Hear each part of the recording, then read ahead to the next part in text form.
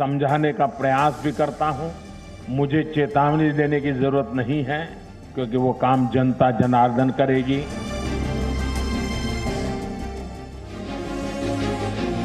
इसलिए हम लोग सवाल उठा रहे हैं कि बंगाल में हो क्या रहा है। मतलब मरने मारने की बातें की जा रही है, खून बहाने की बातें की जा रही है, हथियार उठाने की बातें की जा रही है, चुनाव हो रहा है, युद्ध हो रहा है। कभी पत्थरबाजी होती है तो कभी खून की नदियां बहाने की धमकी दी जाती है, कभी हथियार उठाने की बात की जाती है, तो कभी जख्म देने की बात की जाती है। ताजा बयान बीजेपी के जो अध्यक्ष हैं, बीजेपी के बंगाल अध्यक्ष दिलीप घोष का आया, जिसमें वो युवाओं को हथियार उठाने के लिए कह रहे हैं। उनका कहना है कि हिंदू धर्म के अस्तित्व को बचाए रखने के लिए अब युवाओं को हथियार उठाना होगा। अगर कोई कायर ऐसा नहीं करने को कहता है तो उसकी गर्दन दबोच लो। मतलब अहिंसा की बात करता है तो उसे पकड़ो। हिंदू समाज कभी कायर नहीं रहा, तो बंगाल को बदलापुर आखिर बना कौन रहा है? बंगाल में यह ठोकतंत्र लाना कौन चाह रहा है? मतलब सवाल यही कि बंगाल में चुनाव हो रहा है, युद्ध हो रहा है, समझ ही नहीं आ रहा है किस तरह की बातें की जा रही है। मेरे साथ बीजेपी के जो सांसद है पश्चिम बंगाल से, अर्जुन सिंह साहब, मेरे साथ लाइव जुड़ चुके हैं। बीजेपी के बड़े नेता हैं, बंगाल बीजेपी के बड़े नेता हैं, सांसद है अर्जुन सिंह जी, आपका स्वागत। मेरे साथ बड़ा पैनल है, मेरे साथ सुजाता मंडल खान, टीएमसी की नेता हैं, हाल ही में बीजेपी से टीएमसी में आई हैं। सुजाता मंडल खान, आपका भी बहुत बहुत स्वागत ताल ठोके में। वारिस पठान ऑल इंडिया एमआईएम से, ओवैसी की पार्टी से हैं। वारिस पठान, आपका भी बहुत बहुत स्वागत। तौसीफ अहमद खान पॉलिटिकल एनालिस्ट हैं, टीएमसी समर्थक है। और संगीत रागी साहब इस वक्त मेरे साथ जुड़ चुके हैं, पॉलिटिकल एनालिस्ट हैं, प्रोफेसर हैं दिल्ली यूनिवर्सिटी में। सबसे पहले अर्जुन सिंह जी, मतलब आप उकसा रहे हैं, तो अभी मैं 3-4 दिन पहले ममता बनर्जी का एक बयान आया था। ममता बनर्जी ने कहा था कि बीजेपी बंगाल को दंगों की आग में झोंक देगी, और आज दिलीप घोष साहब कह रहे हैं हथियार उठाओ। सही कह रही थी दीदी, मतलब आरोप सही था मतलब उनका आप लोगों पर?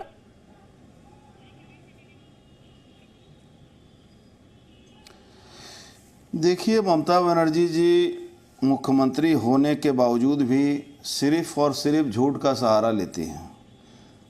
ममता बनर्जी जी कहती हैं कि भारतीय जनता पार्टी के लोग दंगा कराते हैं, लेकिन ममता बनर्जी दिखा दें कि दंगा कौन कराता है। आज पश्चिम बंगाल में दंगा कराने का भय दिखाते हुए भाजपा को रोकने की कोशिश कर रही हैं, और रोज भाजपा के कार्यकर्ताओं की हत्या हो रही है। चुनाव के बाद से 134 आदमी मारे गए, इस 2019 के चुनाव के बाद से। उसके पहले पंचायत चुनाव में 150 लोग मारे गए थे।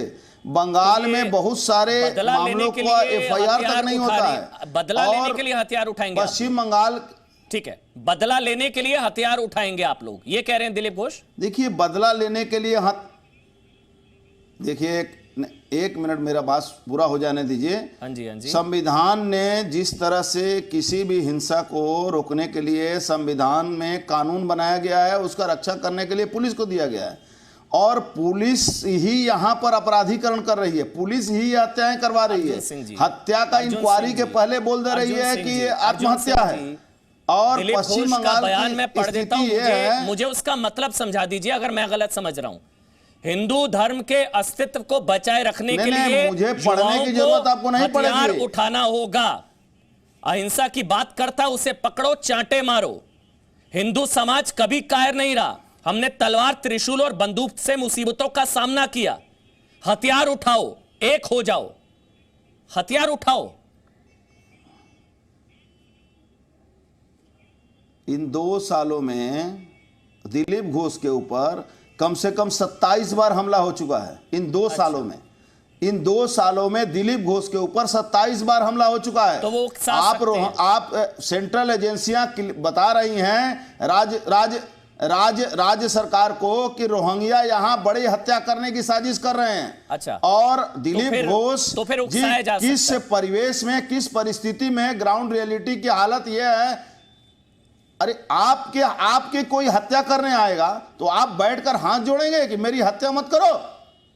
बंगाल की हालत आपको ग्राउंड रियलिटी मालूम नहीं है सर। अच्छा, आप जिस तरह से बंगाल में चल रहा है, मैं किसी भी इस तरह के ऐसे इतने मर्डर्स हो रहे हैं तो फिर राष्ट्रपति शासन लगाइए ना। हो रहे हैं, पुलिस खड़ा। आप एक बात बताइए, कोर्ट, कानून, पुलिस थाने वाने सब बंद कर दें। राष्ट्रपति शासन लगाना मेरा काम नहीं है। अर्जुन सिंह जी एक सवाल आपसे बंद है। यहाँ थाने, यहाँ के थाने, सुनिए, यहाँ के थाने कानून है, यहाँ के थाना पार्टी चला रही है। अगर कोई नेता कहेगा युवाओं बंदूक उठाओ, युवाओं हथियार उठाओ। सब बंद हो मैं एक चुका है। सवाल आपसे पूछता हूं आज, सब बंद हो अगर चुका है असद यहाँ। ओवैसी, अगर असदुद्दीन ओवैसी, देश यहाँ एक मिनट मेरा आजादी की सवाल लड़ाई लड़ी जा रही सुनिए है। अर्जुन सिंह, बंगाल में आजादी की लड़ाई लड़ी जा रही है। अगर असदुद्दीन बंगाल में आजादी की लड़ाई लड़ रहे हैं हम लोग। सर एक यहाँ मिनट, जिस तरह से आजादी की लड़ाई लड़ना पड़ता है, हम बंगाल में आजादी की लड़ाई लड़ रहे ठीक है हैं। अर्जुन जी, बस एक सवाल है, ईमानदारी से जवाब दीजिएगा। अगर असदुद्दीन ओवैसी कह देते मुसलमानों एक हो जाओ और अपने अस्तित्व को बचाने के लिए मुसलमानों हथियार उठाओ, सही स्टेटमेंट होता वो? ओवैसी जी को बोलने की जरूरत नहीं है। ममता बनर्जी उठवा दी हैं। यहाँ ओवैसी जी 2 नंबर में आएंगे। यहाँ रोहिंग्या और जिहादियों को जिस तरह से प्रश्रय सरकार दे रही है, यहाँ ओवैसी जी 2 नंबर 3 नंबर में चले गए हैं। उनको बोलने की जरूरत नहीं पड़ेगी। तो यहाँ ऑलरेडी हत्याएं हो रही हैं, यहाँ मुसलमानों को खून हो हथियार रहा उठाने है। के लिए ओवैसी कहते तो कुछ गलत नहीं होता। हमारे सभापति जी ने कह रहे हैं, अरे ओवैसी जी तो कह रहे हैं, तो आप खुलेआम और बोलते उनमें हैं कोई कि फर्क 15 नहीं है मिनट फिर। मौका दो तो ठीक है। पूरे तो कत्लेआम आप कर में- देंगे। ये तो आप ओवैसी में जी और का उनमें बयान कोई है। फर्क नहीं है फिर। अरे हमारे में उनमें बहुत फर्क है। हम कहां अपने फर्क है? रक्षा आप की कह रहे बात हैं करते हथियार उठाओ, वो हैं, कह रहे हम हैं, आप अपनी कह रहे हैं, रक्षा वो भी की बात कहते हैं करते हथियार हैं, उठाओ। और ओवैसी जी कत्ल करने की बात करते हैं। तो दिलीप घोष भी तो वही कह हम रहे अपनी हैं, रक्षा के लिए बात जो कर रहे हैं। हमारे अहिंसा- सभापति रक्षा अहिंसा की बात कर रहे हैं, करता है उसे और चांटे ओवैसी मारो। अब एक बात हमारे बताइए, एक सभापति आखिरी जी सवाल रक्षा पे की मैं बात आगे कर जा रहे हूं। हैं। अर्जुन सिंह जी, जो अहिंसा की बात करे उसे पकड़ो और चांटे मारो। अहिंसा के पुजारी कौन है? किसकी बात कर रहे हैं? कौन है अहिंसा के सबसे बड़े पुजारी? अहिंसा के पुजारी कौन हैं? सुनिए, आप बंगाल की हालत को नहीं समझ रहे हैं, इसलिए इस बात को बोल रहे हैं। बंगाल की हालत बहुत ही खराब है।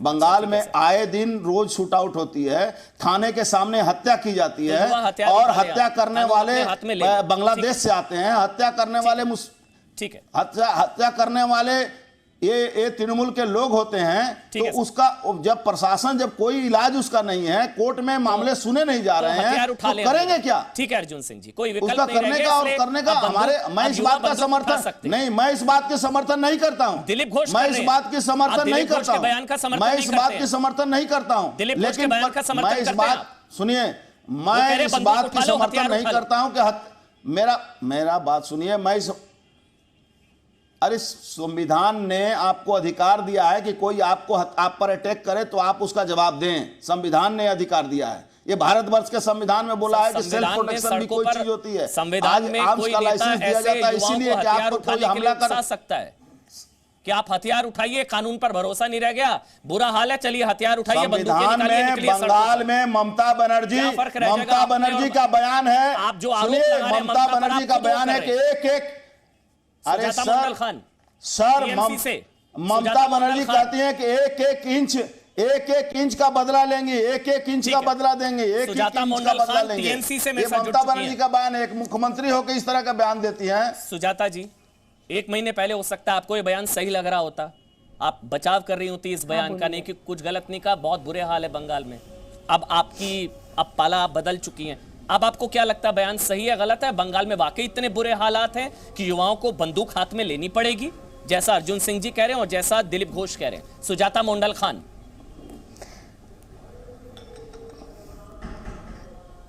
देखिए, मैं सबसे बड़ी बात ये बोलना चाहती हूँ, बुरी हालत है अच्छी हालत है वो बाद में है, लेकिन जब एक पार्टी का प्रेसिडेंट होता है, मतलब उस पार्टी का फेस है, उस पार्टी का फेस होके ये बोलने का ही चीज़ नहीं है कि हाथ में बंदूक उठाओ, तलवार उठाओ। तो अगर तृणमूल कांग्रेस से अगर दुष्कृति लोग ये कर रहा है, तो उनमें अगर वो लोग खराब हो सकता है, तो इनमें जो भाजपा की प्रेसिडेंट बोल रहा है उसमें और उससे क्या फर्क है? सबसे बड़ी बात यही है। मतलब वो तो खुद ही ऐसे करने के लिए बोल रहा है।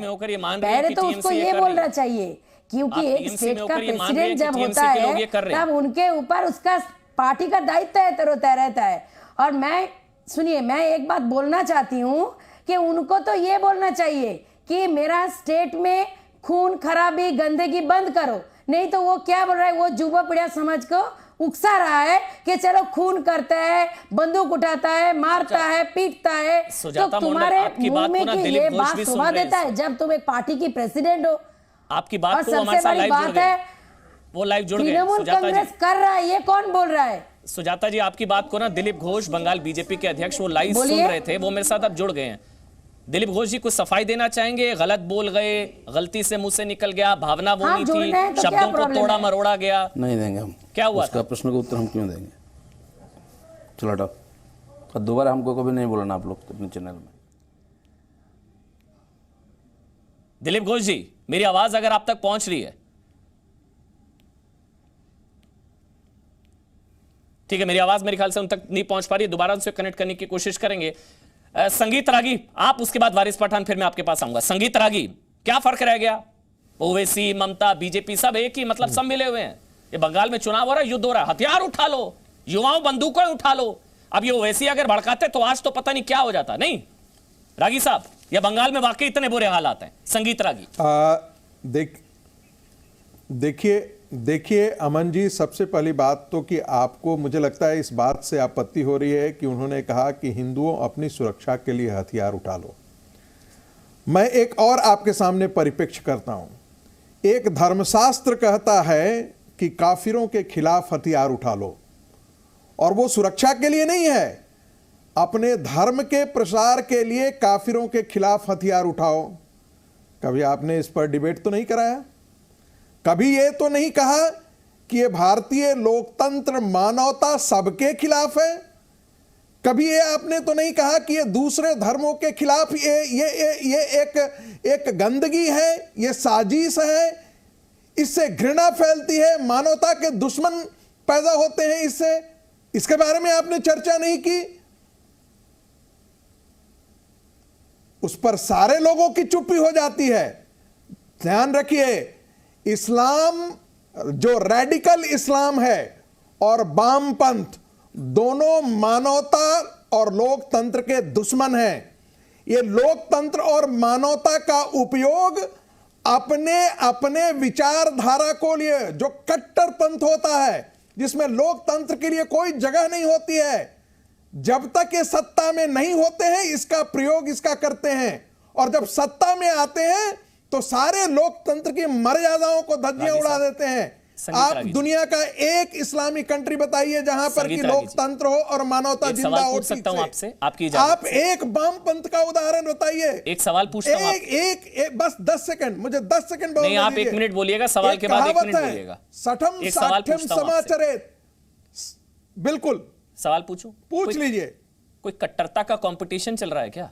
बिल्कुल, कोई फर्क बना के रखना होगा ना, फिर उनमें और आप में क्या फर्क रह जाएगा जब आप भी वही बात करेंगे? आपने जो कहा मैं समझ गया, जब वहां से धमकी दी जाती है कि 15 करोड़ 100 करोड़ पर भारी पड़ेंगे, जब वहां से धमकी दी जाती है कि 15 मिनट के लिए पुलिस हटा लो, फिर देखो, उस पर भी मैंने ताल ठोकी है, वो गलत, वो कट्टरता है, वो गलत है।